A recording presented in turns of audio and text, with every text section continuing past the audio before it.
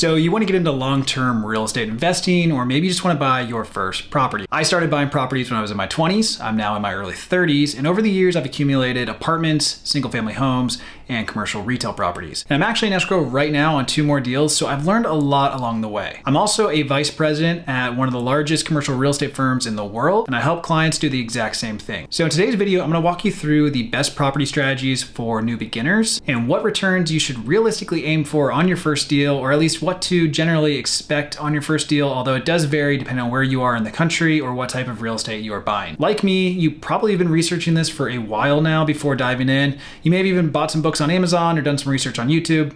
So you may have come across what's called the BRRRR technique.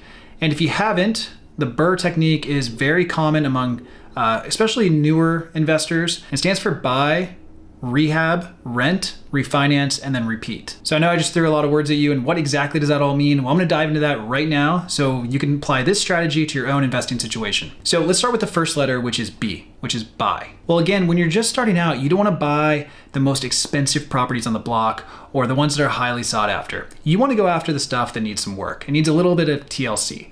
And that doesn't mean that you want to go after stuff that needs a lot of work, which can be a little bit tricky to figure out when you're first starting out. And that's why, teaming up with a broker or a realtor in your area is probably best when you're first starting out buying your first deal, because you're going to need them as more of an advisor to steer you away from bad deals and help you find good deals. No matter what deal you're doing, even if you're a pro seasoned investor, you're going to come across things that you weren't expecting, and having somebody as an advisor to lean on, especially in those early days, is going to be very valuable to you. And the type of work you're looking for is stuff that's outdated. So maybe you find a building that was built post 80s, so 80s or 90s, and hasn't really been renovated since, or maybe it wasn't completely modernized in the early 2000s. So it's light upgrades, maybe the kitchens, the bathrooms, something like that needs some work, right? It's not stuff where you're going in and you're doing a full replumb or a repipe. You're not doing all new gas lines. You're not doing new electrical, because that stuff can really add up quick. And that's the stuff you want to avoid, especially on your first deal.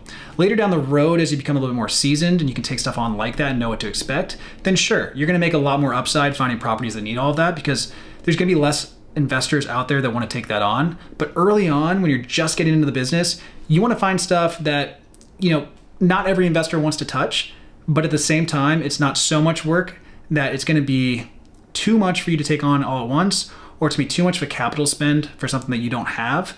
So you want to find something that's a light remodel that you can fix up and make it look nice and see a return from that. So again, you're looking to add value by doing a little TLC. The best way to think about it is, how can I modernize this property without taking it down to the studs, without doing all new electrical? You really just want to focus on kitchens and bathrooms, because those sell properties, as well as lighting and other little fix-ups here and there. For every property that you buy, you're going to want to make sure that you do an inspection and go through the inspection report and make sure there's nothing that stands out that isn't going to cost you significant money down the road. And any good inspector should be able to call out things that they either catch that are red flag items that need to be addressed right away, that you can have the seller fix before they transfer the property to you. Or they're going to be, small and minor things like, a light doesn't work, or maybe the blinds don't work. Stuff like that you can fix. But if it's big, if it's like a sewer line, or if it's, the electrical needs to be upgraded to all new electrical boxes, that's a big issue. That is something that you don't want to take on for your first project. So any property that you're thinking about buying your first time around, definitely get all the inspections done to make sure that you're buying something that you're not going to get into hot water quickly on, and that you can do a quick light renovation and add some value. And if you've never bought property before, this means when you're going through the escrow process, you're going to have a contingency period in most cases, unless it's a super competitive market.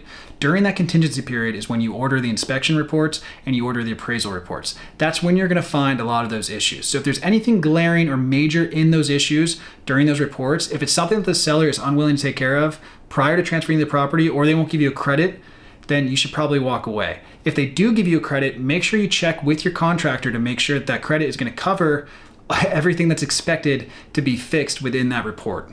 So after you close on the property, we then move into the next phase of the BRRRR strategy, which is to renovate or to rehab. And there's a couple different ways you can go about this. When you're first starting out, it's probably best just to repair or replace existing items. You don't want to be moving walls or doing big grandiose bathrooms and kitchens. You want to just fix what's broken or modernize what's already there. So that means, maybe you replace all the appliances to be stainless steel. Maybe you change the water heater to be tankless, or just a new modern water heater that's a little bit more efficient. Maybe it's single pane windows windows and it's an older building, so you upgrade those to double pane, especially here in California with Title 24. That's something that you'd have to do anyway. It's little things like that that, while not cheap, they're not nearly as expensive as going through the permitting process with the city and moving walls, changing things structurally, or doing a much bigger renovation. So that's probably the recommended route I would go if this is your first rehab. That being said, there are some other things to keep in mind as you're going through the rehab process that you can add on, such as cosmetics. Cosmetics would be upgraded tile. They can be, new countertops. It's stuff that you may not necessarily need to replace right now. Like the existing countertops might be in good condition, but it's something to think about that might enhance the property from a value standpoint. And then also if it's a multifamily or a single family home, it's going to help with the resale value, but it's also going to help with the lease value when you go to lease it. So it is something that you want to think about. Hey, if I'm doing these turns, if I'm doing these changes, is this something that I'm going to see value out of at the end of the day, or is it just something that's costing me money? And it's not just internally. You also want to think externally of the property as well. When you walk up to the property, how does it look? Is this something that you would want to buy as a buyer? I mean, obviously you bought it because you're going in for a rehab, but if you're just doing the inside rehab and you're not doing anything on the exterior, well, remember, you want that curb appeal that's going to catch people's eyes, especially for single family homes, because that's how you sell properties. You want to get them in the door with the curb appeal. Now, if you have more money to play with, or you're a little bit more advanced, you can start playing around with the layout of the space. This is an area that can add a lot of value, especially, for example, let's say you have a two-bedroom house and you want to turn it into a 3-bed. Well, a lot of older homes have a living room or a family room component, and then they also have a separate entertainment room. So you can look at converting a living room into a bedroom. We have a property in Laguna Beach that was a 2-bed when we acquired it, and we ended up making the living room the master bedroom, which sounds weird, but it actually had the best views, and the way that it flows actually works really well for the property. So we turned it into a 3-bed, 2-bath with a powder room, which significantly increased the value for very little added cost. We got lucky that we didn't have to move too many walls, but if you do have to move walls, this can go up significantly on costs. You want to make sure you run comps in your area with your realtor or with your real estate professional to make sure that adding that extra bedroom or adding that extra space is going to be worth it in the end from the per square foot number that you're spending on the renovation versus the per square foot number that you're going to actually be selling the property at to make sure the spread covers your construction costs. And this also kind of relates to the last way that you can really add value through rehab, and that is an addition or to scrape it and build new. This is by far going to be the most expensive probable route for you, unless you're buying a really, really dilapidated structure that's better just to scrape it and build something new. But in most cases, a addition or building onto the existing structure is going to be very expensive. And that's why if this is your first purchase and there really isn't a need to do anything on the addition side, I really wouldn't. I would just go for the repair and replace method. But again, if there's a way to add value and you run your numbers and it makes a lot of sense to pay for the addition and you have the money to do so, it can add a lot of value if it's done the right way. Keep in mind, especially the last few years with inflation, the cost of building has really gone up. A lot of contractors are scheduled right now, so it's also tough to get work done.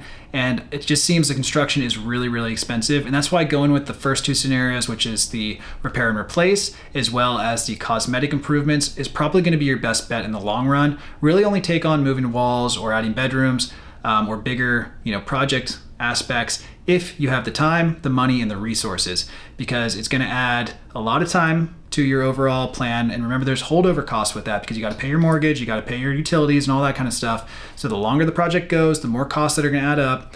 But on top of that, it's also going to be longer until you get a tenant in there or longer until you sell the property.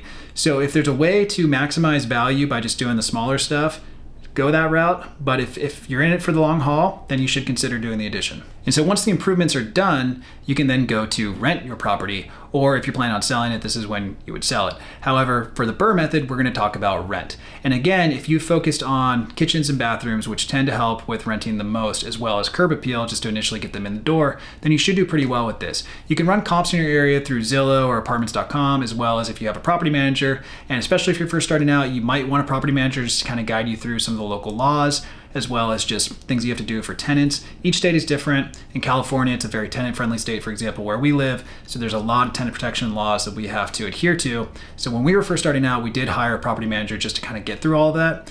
But again, depending on where you live, you may or may not need one. But the goal is to get the most amount of rent possible to pay back and amortize those costs that you put out for the construction and the rehab. Multifamily in just about every situation is going to be valued based on the cap rate. And it's going to be based on the actual rents that you land in those new units or those newly rehabbed units. So the better the rents you can get, the better off you're going to be when you're selling or evaluating the property or going for that refinance. However, you need to make sure that you're renting to good credit tenants who aren't going to skip on rent, because when you're applying for that refinance, the bank will probably look into that. So assuming you followed the BRRRR method so far, you've bought a property that needed some work, you've done the work, and hopefully it was just a light turn and it didn't take too long and there weren't too many holdover costs. You then rented the property out, so you now have new tenants in place with higher rents than when you bought the property. And now it's time to refinance the property. And maybe, rates are still high right now, so maybe it's not right now when you refinance the property, maybe it's a couple of years down the road. But the goal is to refinance the property when the timing is right, because refinance money, when you do a cash out refi, is tax free. There are no taxes on that. It's basically free money. People like to say it's really not free money because you put the money into the property and it appreciated, but you're pulling money out of the property that is tax free that you can now use elsewhere. So let's say you bought the property at $200K, the cost of renovations were $100K, but the property is now valued at $500K because of the forced appreciation. You can now refinance and pull some of that money out, which again is tax-free, and use that towards another deal or another purchase or another investment, which is great. Depending on your creditworthiness, the value of the property as appraised by the bank, that will limit how much you can take out of the property. Usually it's somewhere in the 60 to 80% range, depending on you as an investor profile, your debt ratios and other factors that go into it. But again, let's say that the property's worth $500K and you're able to take 80% out of that property. Well, you just got $400K of money back into your pocket to go use towards something else. And the best part about that is, again, it's tax free. Now, would I recommend taking 80% out of the property? Absolutely not. I'll cover that more in another video. That's a pretty high LTV. Usually when we invest, we actually aim for, at least in California, 50% LTV. I know that seems very risk adverse, but for us, you just never know what's going to happen, especially with tenants moving out and tenant protection laws and rent control and everything else. So for us, we like to be in a low leverage situation with our properties. It just works better long-term from a cash flow standpoint, as well as just stability.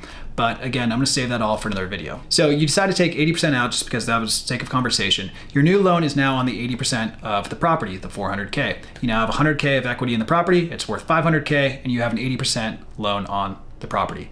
That $400K is tax-free, you can do whatever you want with it, but now that you've refinanced, you want to go and repeat the process because you have that $400K to go do another project. And so this is where the BRRRR method is just so great for beginner investors, because it allows you to kind of domino effect into more and more properties as you complete this process. It takes capital, it takes time, it takes finding the right deals, but if you pull it off and you do it well, you can do it in a way where hopefully you're acquiring a property every 12 to 18 months. Assuming that the market holds and nothing terrible happens, like the Great Recession or something along those lines. But again, if you can acquire a property with every 12, 18, 24 months, you're gonna have a portfolio in 5 to 10 years that is now cash flowing, hopefully. It's allowing you to borrow against it for additional assets, and it's giving you a little bit more financial freedom. Now, the last thing to think about is, depending on which state you live in or where you are in the world, there's going to be closing costs associated with the property as well as the rehab costs. It's going to differ by state, by region, by wherever you are, with local rules and regulations, with different transfer fees and brokerage fees and all of that kind of stuff. Here in California, we usually budget somewhere in like the 7 to 9% on the closing cost side. And then for the rehab, it can be anything depending on where you are. If you're coastal, you're going to run into termites usually.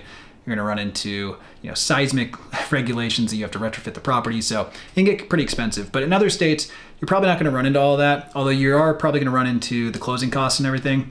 So for safe measures, I would budget somewhere around 10% for closing costs or less. You can Google what closing costs typically are in your state. And then for the rehab, especially on your first one, budget somewhere in the 10 to 20% depending on how much work needs to be done. Again, focus on the kitchens, baths, the exterior of the property, and just stuff that's cosmetic. Obviously, you don't want to do anything that's a health violation. You want to make sure that you bring everything up to code. But in the end, you don't want to spend too much money on your first one. The first one is really the learning project. From there, you take what you learn and you apply it to future deals.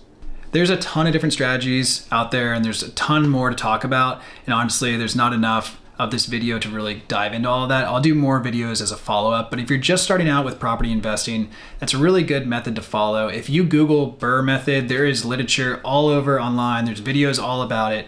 You can learn a lot about it before you actually dive in. It's a great method for beginners. Another method just to think about is to team up with another group or join a syndication group where you can actually be a limited partner and invest in it just to see how they operate and do things. You can learn from them before going out on your own. But at the end of the day, you really won't know until you get your hands dirty, until you actually jump in and do your first deal. And for me personally, I sat on the sidelines for 2 or 3 years, kind of building up resources and researching and thinking about it. But it wasn't until I actually dove in and bought my first property that I really learned a lot. And so if you're hesitant or wondering if the timing is right, just remember in the last 200 years in the United States, real estate has always gone up over time, unless you're in places like Detroit or areas that have had some issues. But overall, for the most part, real estate has always gone up. So if you can wait out any small dips or wait out any market corrections, you usually should come out on top, especially if you're adding value. And that's what you really want to think about, right? It's focusing on areas where there's demand, where real estate values have always gone up. Even if there's a small bubble right now, or if prices seem really high, if there is a correction, hopefully it doesn't last very long. Even stuff around here in Orange County that sold in 2008, it took several years to come back, but now they're up. And those were brand new. Those weren't rehabs. So at the end of the day, if you're following the BRRRR method, you're buying stuff below market that needs some work to fix it up, you should do all right. The real question is just, are you ready to jump in, and when are you going to do it? So that's it for today's video. Good luck on your first property purchase, and stay tuned for future videos and more advice.